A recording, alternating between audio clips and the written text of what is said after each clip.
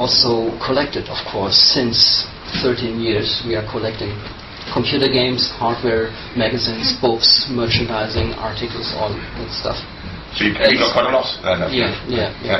And so we need some space for it, and we are happy that we will have the space. And we already moved in our collection into that space. And now we setting it up there. That's what's happening right now. So how many exhibits, how many computers have you got? Have you got any box work in there or anything? Yeah, we have 16,000 original titles. We have around 2,500 hardware items, cables, joysticks. Some cables we also catalog, joysticks, all that stuff.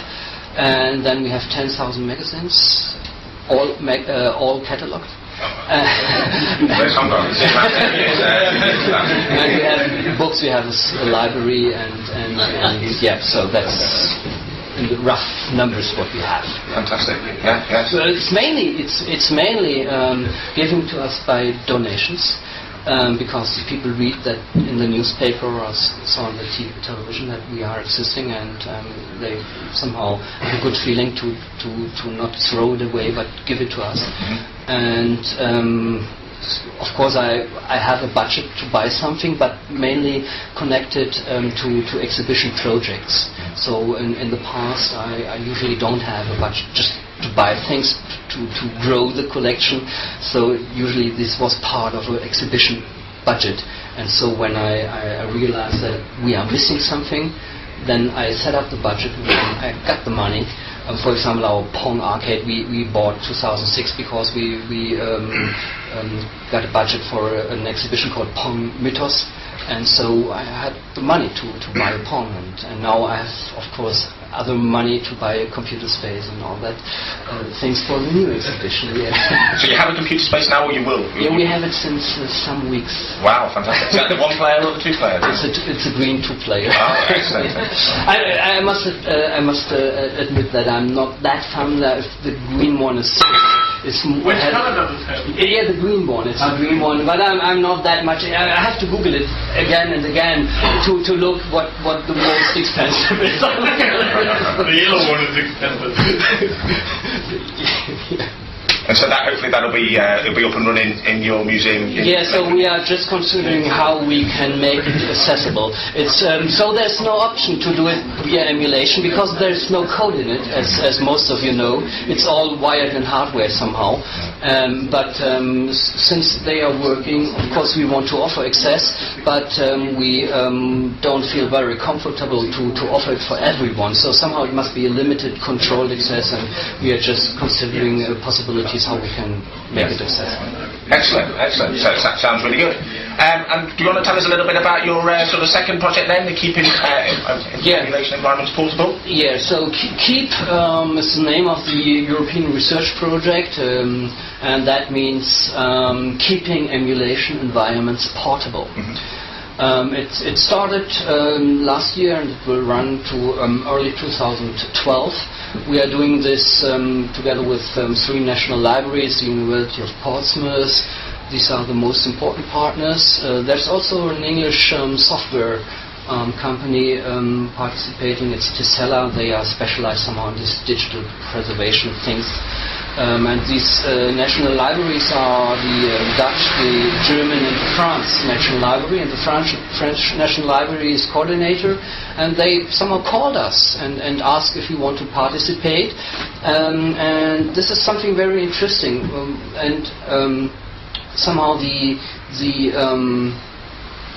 most important aspect of the KEEP project is that it's a clear sign, a good proof that the traditional established memory institutions now starting to understand which great achievements in regards of digital preservation have been done and have been reached in the gamer community, and that's the reason, one of the reasons they ask us to participate somehow. And as the name said, keeping emulation environment portable means so the KEEP project is mainly for exclusively focusing on the emulation strategy, which is developed as a preservation strategy mainly in the gamer community. Emulators are nothing new, as you all know. So they are as old as computers, but they were only used for developing recent software for machines which are not available physically, so the developers got the emulator so they can set up their programs. But the gamer community first realized that they also can use as a preservation tool, and they developed these great tools we all use.